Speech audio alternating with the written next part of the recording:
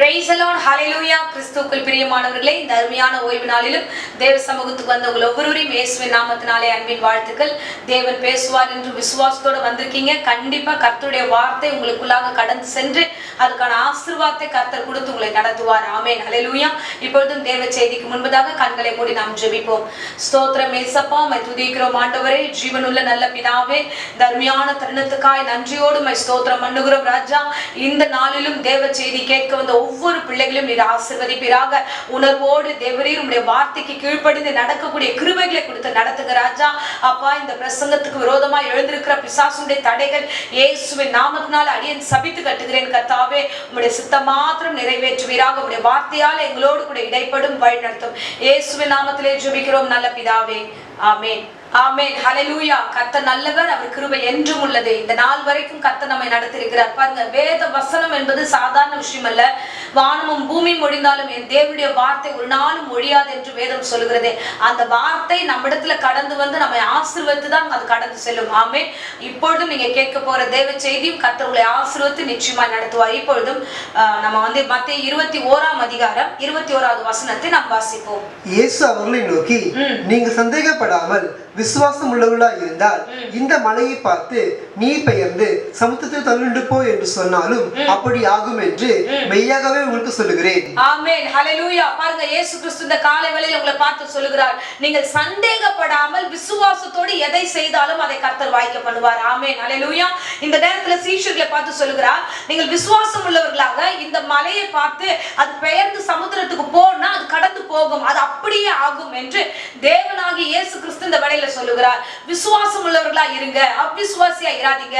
நீங்க ஜெபம் பண்ணும்போது உங்களுக்குள்ள ஒரு விசுவாசம் வேணும். என்னன்னா, நான் ஜெபம் பண்ற ஜெபத்தை கர்த்தர் எனக்கு வாய்க்க பண்ணுவார், அவர் ஆமென்றும் ஆமென் என்றும் என்னை ஆசீர்வதிப்பார் என்று நீங்கள் விசுவாசிக்க வேண்டும். இன்னைக்கு நம்மளுடைய ஜெபத்துல நமக்கே விசுவாசம் இல்லாம போயிடுது. நிறைய காரியங்களை ஜெபிக்கிறோம், நிறைய காரியங்களை மற்றவங்கள்ட்டையும் ஜெபம் பண்ண சொல்லி நம்ம சொல்றோம். ஆனாலும் நம்முடைய காரியம் சரியாய் நடக்காதது போல நமக்குள்ள ஒரு ஃபீலிங்ஸை நம்மளே கொண்டு வரோம். நம்ம என்னதான் ஜெபம் பண்ணி வச்சிருந்தாலும் இது நடக்காது, இது முடியாது, எப்படி இந்த மலை போய் அங்க விழும், எப்படி இந்த குடும்பம் சூழ்நிலைகள் மாறும், எப்படி இந்த காரியத்தை நம்மளால முடிக்க முடியும், அதெல்லாம் நடக்க வாய்ப்பே இல்லை, எல்லாரும் எப்படி ஒத்துழைத்து வருவார்கள், இதெல்லாம் நடக்கவே நடக்காதுன்னு அவிசுவாசமான எண்ணங்களோட கூட நம்ம வாழ்ந்து கொண்டிருக்கிறோம். அதுக்குதான் இயேசு கிறிஸ்து சொல்லுகிறார் சீஷனை பார்த்து, அப்பா நீ விசுவாசம் உள்ளவனாயிரு, நீ அவிசுவாசியாயிராத, நீ சந்தேகப்படாத. சந்தேகம் என்றது உண்மையாவே ஒரு பெரிய வியாதி. அது வாழ்க்கையிலே ஆகட்டும், இல்லைன்னா விசுவாசம் ஆகட்டும், எல்லா காரியத்திலும் சந்தேகம் வந்துருச்சுன்னா ஒரு காரியத்தையும் நிம்மதியா இருக்க முடியாது, அது ஆசீர்வாதத்தை பெற்றுக்கொள்ளவும் முடியாது. அப்போ நமக்கு என்று கர்த்தர் என்னெல்லாம் வைத்தாரோ அது சந்தேகப்படாமல் நாம் தேவனிடத்துல கேட்கிற பிள்ளைகளா இருக்க வேண்டும். ஹல்லேலூயா, ஹல்லேலூயா. கர்த்தர் நல்லவர், கர்த்தர் நல்லவர். அப்ப நம்முடைய ஜெபத்துல நாமளே சந்தேகப்பட்டா, பாருங்க, ஒரு விசேஷமான ஒரு காரியத்தை இந்த வேளையில சொல்லுகிறேன். பேதுரு சிறைச்சாலையில இருக்கும் பொழுது, அவருடைய சிறைச்சாலையில் மத்தியில இருக்கும்போது அவருடைய சபையார்கள் எல்லோரும் சேர்ந்து ஜெபிக்கிறார்கள். என்ன சொல்லி ஜெபிக்கிறார்கள் நம்ம பார்ப்போம். அப்போஸ்தலர் 12ஆம் அதிகாரம் 5வது வசனத்துல, அப்படியே பேதுரு சிறைச்சாலையில் காக்கப்பட்டிருக்கையில் சபையார் அவனுக்காக தேவனை நோக்கி ஊக்கத்தோடு ஜெபம் பண்ணினார்கள். பாருங்க, ஊக்கத்தோடு சபையார் ஜெபம் பண்ணாங்க. எதுக்காக ஜெபம் பண்ணாங்க? அவர் சிறைச்சாலையில இருக்கிறாரு, அவரை வெளியில கொண்டு வரணும். ஏன்னா சிறைச்சாலையில இருக்கிறவரு மறுநாள் நியாயம் விசாரிக்கிற இடத்துக்கு கொண்டு போனாங்கன்னா கண்டிப்பா அவரை மரண படுக்கையில கொடுத்துருவாங்க, மரண தண்டனை கொடுத்துருவாங்கன்னு அவங்களுக்கு நல்லா கிளியரா தெரியும். அதனால போராடுகிறார்கள். ஆண்டவரே நீர் இறங்கி எப்படியாவது எங்களுடைய பேதுரு ஐயாவை நீங்க விடுதலை ஆக்குங்க அப்படின்னு கெஞ்சி அந்த லாஸ்ட் மொமெண்ட்ல அவங்க ஜெபம் பண்ணிட்டு இருக்காங்க. அப்ப அந்த ஜெபம் எப்பேற்பட்ட ஜெபமா இருக்குன்னா, விசுவாசத்தோட தான் ஜெபம் பண்ணிட்டு இருக்கணும். நல்லா விழுந்து விழுந்து அவங்க ஜெபிக்கிறார்கள். ஜெபம் பண்ண ஜெபத்தை கர்த்தர் கேட்டார். அவர்கள் விசுவாசத்தோட அந்த இடத்துல என்னெல்லாம் சொல்லி ஜெபம் பண்ணாங்களோ அது கர்த்தர் கேட்டு பேதுருவை வெளியே கொண்டு வருகிறார். தூதரை அனுப்புகிறார். அங்க பேதுரு வெளியே வருகிறார். வெளியே இவங்க ஜெபம் பண்ணிட்டு இருக்கிற அந்த ஜெபத்துல கதவை தட்டி கொண்டிருக்கிறார். கதவு தட்டும் பொழுது அங்க ஒரு சம்பவம் நடக்கிறது. என்னன்னா, அப்போஸ்தலர் 12ஆம் அதிகாரம் 13-14 வசனத்துல வாசிக்கிறோம். பேதுரு வாசல் கதவை தட்டின போது ரோதை என்னும் பேர் கொண்ட ஒரு பெண் ஒற்று கேட்க வந்தாள். அவன் பேதுரு சத்தத்தை அறிந்து சந்தோஷத்தினால் கதவை திறவாமல் உள்ளே ஓடி பேதுரு வாசலுக்கு முன்னே நிற்க என்று அறிவித்தாள். பாருங்க, இப்போ அந்த வீட்டுக்கு முன்னாடியே அவர் வராரு, கதவை தட்டுறாரு. அவர் கதவு தட்டினதுமே அவ அந்த சத்தத்தை அதை கேட்டுட்டு அவன் என்ன சொல்றான், பேதுரு தான் வந்திருக்கிறாரு அப்படின்னு சொல்லிட்டு அந்த ரோதை என்ற பெண் வந்து விசுவாசத்தோட சொல்றா, நம்ம ஜெபம் பண்ணோம், இப்ப வந்து ஆண்டவர் வந்து அவர் விடுதலையாக்கி இருக்கிறார் பிறகு இப்ப பேதுரு சத்தம் தான் போது அங்கே உள்ளே இருக்கிறவர்கள் எல்லோரும் என்ன சொல்லுகிறார்கள் அப்படின்னா, இல்ல இது பேதுரு சத்தம் இல்ல. உடனே அந்த ரோதை என்ற அந்த பெண்ணை பார்த்து அவங்க சொல்றாங்க, நீ பிதற்றுகிறாய், நீ பைத்தியக்காரி மாதிரி பேசுற. இப்ப எதுக்கு எல்லாரும் சபையா ஜெபம் பண்றாங்க, எல்லாரும் எல்லாம் ஒண்ணா கூடி ஏன் ஜெபம் பண்றாங்க, பேதுரு வெளியில வரணும் தான் ஜெபம் பண்றாங்க. அப்போ அந்த விசுவாசம் உள்ள ஜெபம் அவனை வெளியே கொண்டு வந்து விட்டது. அப்ப வெளியே வந்ததை அவங்க விசுவாசிக்க மாட்டாங்க. அப்ப அதே சூழ்நிலை தான் நம்மளும் இருக்கிறோம். இன்னைக்கு என்னன்னா, நல்லா ஜெபிக்கிறோம், முழங்கால் போட்டு ஜெபம் பண்றோம், ஆண்டவரே வீட்டின் காரியத்தை ஒழுங்குபடுத்துங்க, ஆண்டவரே பிள்ளையின் காரியத்தை ஒழுங்குபடுத்துங்க, ஆண்டவரே எங்க குடும்பத்தை ஆசீர்வதிங்க, எங்களுடைய சூழ்நிலைகளை ஆசீர்வதிங்க, எங்களுடைய காலேஜ் லைஃப் ஆசீர்வதிங்க, ஒவ்வொன்றும் கேட்கிறோம், நல்ல விசுவாசத்தோட ஜெபிக்கிறோம். ஆனா என்ன நடக்குதுன்னா, அந்த விசுவாசத்துல ஒரு அவிசுவாசத்தை ஒளித்து வச்சிருக்கிறோம். அது எப்படி நடக்கும், அது எப்படி நடக்கும், இப்படியே அவளை திட்டிக்கிட்டே இருக்கிறாங்க. என்ன நீ இப்படி பேசுற பாருங்க, தொடர்ந்து அந்த 15வது வசனத்துல வாசிக்கிறோம். அவர்கள் நீ பிதற்றுகிறாய் என்றார்கள், அவளோ அவர்தான் என்று உறுதியை சந்தித்தாள். அப்பொழுது அவர்கள் அவருடைய தூதனா இருக்கலாம் என்றார்கள். பாருங்க, அவங்களுடைய சந்தேகம், அவங்களுடைய அந்த சூழ்நிலை பாத்தீங்கன்னா, அவங்க சொல்றாங்க இவ சாதிக்கிற அவர் தான் அப்படின்றான். இல்ல இல்ல, அவர் கிடையாது. ஒருவேளை அவருடைய தூதனா இருப்பார், தூதனா ஆவியானவர் வந்து நடத்துவார், தூதனா இருக்கும் அப்படின்னு விசுவாசிக்கிறாங்க. தூதன் எதுக்கு கதவு தட்டணும், தூதன் அப்படியே டைரக்டா உள்ள வந்துடலாம் இல்லையா? சோ அப்போ இவங்களுடைய விசுவாசத்தினுடைய காரியம் உச்சத்தை பார்த்தோம்னா, விசுவாசிக்கிறன்னு பேரு தான், சபையால் தான் பேரு. ஆனா அங்கே சந்தேகத்தோடவே அவர்கள் இருக்கிறாங்க. வரவே முடியாது, அந்த காவலை விட்டுட்டு அவர் எப்படி வெளியில வர முடியும், அந்த இடத்தை விட்டுட்டு அவர் நம்ம கிட்ட தேடி வர முடியுமா? இப்போ வந்து எல்லா சூழ்நிலைகளும் பார்த்தா அவ்விசுவாசமான காரியம் அவரிடத்துல இருக்கிறது. அந்த இடத்துல சந்தேகத்தோடவே அவர்கள் அந்த காரியத்தை நடத்துகிறார்கள். இன்றைக்கு இந்த சந்தேகம் உங்களுக்கும் நமக்கும் வேண்டாம். அல்லேலூயா. கர்த்தராகிய இயேசு கிறிஸ்து இந்த நேரத்துல சொல்லுகிறார், நீங்கள் ஜெபிக்கிறீர்கள் ஆனா சந்தேகப்படுகிறீர்கள். இல்ல, நீங்க சந்தேகம் இல்லாமல் விசுவாசத்தோட கேளுங்க, என் தேவன் எனக்கு செய்வான் என்று நம்புங்க. நீங்க ஒரு காரியம் செய்யறதுக்கு முன்பதாகவே பல கேள்விகளை கேட்கறீங்க, இந்த சந்தேகத்துக்கு நீங்க இடம் கொடுக்காதீங்க. ஹல்லேலூயா, ஹல்லேலூயா. கர்த்தர் நல்லவர். பாருங்க, ஒரு கிறிஸ்தவனுடைய வாழ்க்கையில கர்த்தர் ஆசீர்வாதத்தை கொடுக்கிறவராக இருக்கிறார், ஜெபத்துக்கு பதில் கொடுக்கிறவராக இருக்கிறார். முக்கியமா வாலிபர்களுக்கு மத்தியில ஒவ்வொருவர்களையும் கர்த்தர் ஆசீர்வதித்து அவர்களுடைய தரிசனங்களையும் ஆசீர்வதித்து கர்த்தர் நடத்த வல்லவராக இருக்கிறார். உங்களுக்கு ஏராளமான காரியங்களை கர்த்தர் வெளிப்படுத்தியிருப்பார், அநேக தரிசனங்களை கொடுத்திருப்பார். எத்தனையோ நாட்கள் நீங்கள் கடந்து வந்த பாதைகளில் உங்களுக்கு தரிசனங்கள் வந்திருக்கலாம், அதெல்லாம் கர்த்தர் நிறைவேற்ற வல்லவராக இருக்கிறார். ஹல்லேலூயா, ஹல்லேலூயா. பாருங்க, தேவ சமூகத்துல நீங்க சந்தேகப்படாதீங்க. கர்த்தர் தான் அழைச்சிருக்கிறாருன்னா அவர் நிச்சயமா நிறைவேற்றுவார். உங்கள் குடும்ப சூழ்நிலை ஆகட்டும், உங்கள் ஊழியமாகட்டும், உங்கள் படிப்பாகட்டும், உங்களுடைய வேலையின் ஸ்தலம் ஆகட்டும், எல்லா இடத்துலயும் விசுவாசத்தோட இருங்க. நீங்க அவிசுவாசப்படாதீங்க, சந்தேகப்படாதீங்க. நம்ம வந்து நம்ம ஜெபத்தை நம்மளே சந்தேகத்தோட ஜெபம் பண்ணா அது எப்படி நடக்கும்? ஆமென், ஹல்லேலூயா. முதலாவது நம்ம என்ன பண்ணணும்னா, தேவன் நம்மிடத்துல ஒப்பு கொடுக்கிறத நாம் விசுவாசத்தோடு பெற்றுக்கொள்ள வேண்டும். சில நேரங்களில் கர்த்தர் தரிசனத்தை கொடுத்திருப்பார், அந்த தரிசனத்தை நீங்கள் விசுவாசிக்க வேண்டும். அதை கூட நம்ம சந்தேகப்படுகிற பிள்ளைகளா இந்த நாட்கள்ல மாறிட்டோம். பாருங்க, பேதுரு ஒரு முறை ஆண்டவராகிய இயேசு கிறிஸ்து அவருக்கு தரிசனத்தை கொடுக்கிறார். அவருக்கு முன்பதாக ஒரு தரிசனம் வருகிறது. என்னன்னா, ஒரு துப்பட்டியில வந்து ஃபுல்லா எல்லா மிருகங்களும் வந்து அதுல போட்டு கட்டி மேல இருந்து கீழே இறங்குது. அவர் இடத்துல வந்ததுமே இதை அடித்து புசி என்ற ஒரு சத்தம் வர கேக்குது. அப்போது அவன் யோசிக்கிறான், என்ன ஆண்டவரே, நான் இது வரைக்கும் இந்த மாதிரி மாம்சமான காரியத்தை நான் வந்து புசித்தது இல்லையே, நான் எப்படி இதை சாப்பிட முடியும் அப்படின்னு அவர் ஒரு பெரிய கேள்வியோட கூட நிக்கிறாரு. அப்பொழுது அந்த தரிசனத்தினுடைய அர்த்தம் அவருக்கு புரியல. அது ஒரு சந்தேகத்தோடவே, இது என்ன தரிசனம், இது என்ன ஒரே குழப்பமா இருக்கு, ஏன் ஆண்டவர் நமக்கு இப்படி எல்லாம் காமிச்சிருக்கிறாரு அவர் சந்தேகப்படுகிறார். அந்த தேவன் கொடுத்ததான தரிசனத்தை குறித்து ஒரு குழப்பம் அடைந்து சந்தேகப்படுகிறார். விதமாக அவன் சந்தேகப்பட்டு கொண்டே இருக்கிறான். என்ன ஆண்டவரே, இது இப்படிப்பட்ட ஒரு அசுத்த காரியம் நான் எப்படி செய்வேன் போது ஆண்டவராகிய கர்த்தர் அதுல ஒரு வார்த்தை சொல்லுகிறார். என்னன்னா, வசனம் சொல்லுகிறது, தேவன் சுத்தமாக்கினவைகளை நீ தீட்டாக எண்ணாதே. சோ தேவன் ஆசீர்வதித்ததை நீ தீட்டா எண்ணாத, நீ தொடர்ந்து கடந்து போ அப்படின்னு சொல்லிட்டு கர்த்தர் பேசுகிறார்.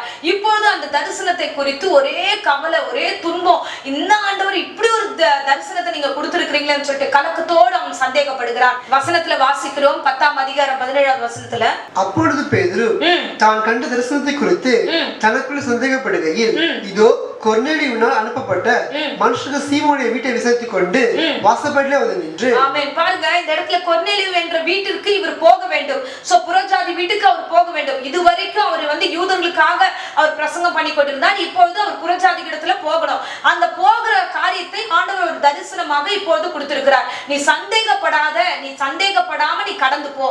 இன்னைக்கு நிறைய பேருக்கு ஆண்டவர் தரிசனத்தை கொடுத்திருக்கிறாரு. அந்த தரிசனங்களை குறித்து பலவிதமான குழப்பத்துக்கு மத்தியில நீங்கள் கடந்து போகிறீங்க.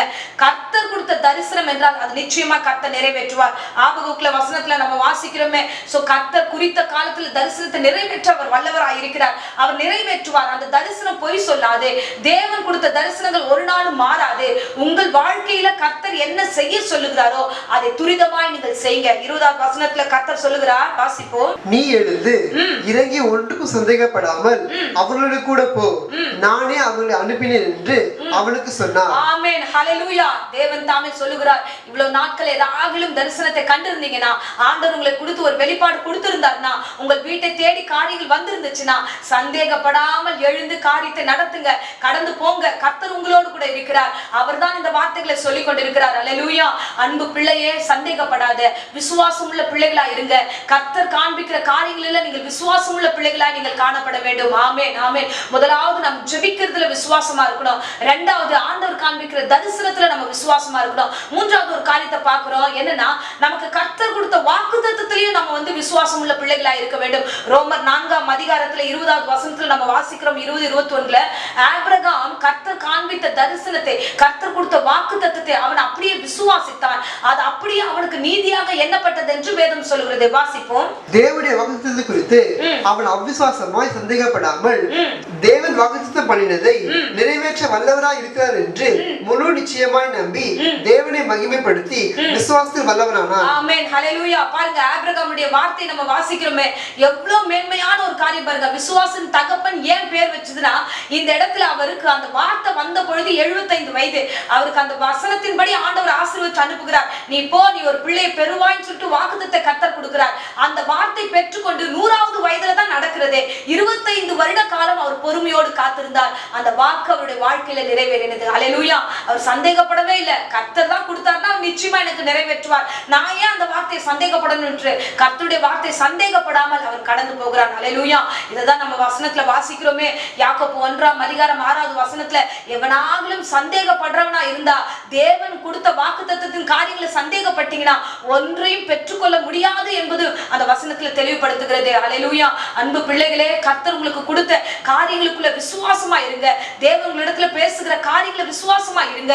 தேவன் உங்களை நடத்துகிற காரியங்களில நீங்க நம்பிக்கையோடு காத்திருங்க. நீங்க சந்தேகப்படாதீங்க, சந்தேகப்படாதீங்க. முதலாவது உங்க ஜெபத்துல நீங்க சந்தேகப்படாதீங்க. இரண்டாவது கர்த்தர் கொடுக்கிற தரிசனத்துல சந்தேகப்படாதீங்க.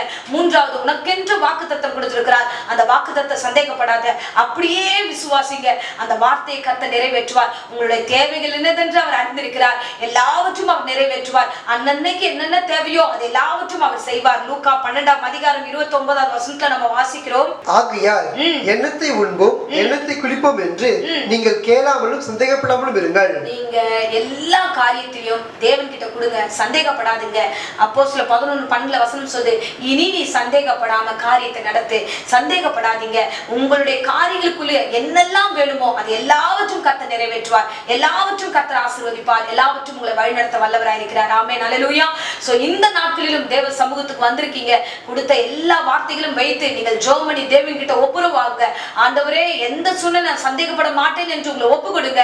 சந்தேகத்தின் ஆவி பிசாசனம் விதைத்திருக்கிறான். கர்த்தர் கொடுத்த வாக்கை இல்லை என்று மாற்றுகிறான். கர்த்தர் கொடுத்த தரிசனத்தை இல்லை என்று மாற்றுகிறான். நீங்க ஜெபிக்கிற ஜெபமே உங்களை சந்தேகப்பட வைக்கிறான். இது எல்லாத்தையும் ஆண்டவர் கிட்ட ஒப்பு கொடுங்க. இல்ல ஆண்டவரே, என்ன இந்த சூழ்நிலையில இருந்து நீ காப்பாற்றும், எல்லா சூழ்நிலையும் மாற்றி போடுங்க என்று நீங்கள் ஒப்பு கொடுங்க. தேவன் தாமே விசுவாசத்துல வல்லவர்களா உங்களை மாற்றுவார், உங்களை வழிநடத்துவார். இப்பொழுதும் அடியேன் உங்களுக்காக ஜெபிக்கிறேன். இருந்த இடங்களை கண்களை மூடி ஜெபிப்போம். ஸ்தோத்திரம் ஏசப்பா, உம்மை துதிக்கிறோம் ஆண்டவரே. அப்பா நன்றி ஆண்டவரே. சந்தேகத்தின் ஆவினால நிரப்பப்பட்டிருக்கிற ஒவ்வொரு இருதயங்களும் இயேசுவின் நாமத்தினால் அடியேன் சபித்து கட்டுகிறேன் ராஜா. இயேசுவே, நீர் கொடுத்த வாக்கின்படியே ராஜா, அப்பா இந்த பிள்ளைகள் விசுவாசம் உள்ள பிள்ளைகளா இருக்கட்டும் ராஜா. தான் ஜெபிக்கிற ஜெபத்தையே இந்த பிள்ளைகள் நம்பலையே ஆண்டவரே. அப்பா நம்பிக்கையற்ற பிள்ளைகளா இராதபடிக்கு ஒவ்வொரு நாளும் என் கர்த்தர் என் ஜெபத்தை கேட்கிறார் என்ற நம்பிக்கையோடு கூட அப்பா இந்த பிள்ளைகள் ஜெபிக்க கிருபை தாங்க ராஜா. நன்றி நன்றி ஆண்டவரே. அப்பா இந்த இத்தனை வருடங்களை எத்தனையோ தரிசனங்களை கொடுத்திருக்கீங்க. அந்த தரிசனங்கள்லாம் உண்மை உள்ளது. அது காலம் தாமதித்தாலும் அது நிச்சயமாய் வரும். காத்திரு என்று வாக்கின் கூட்படி ஆண்டவரே இந்த பிள்ளைகளை நீர் ஆசீர்வதிக்கும்படியா ஒப்பு கொடுக்கிற ராஜா.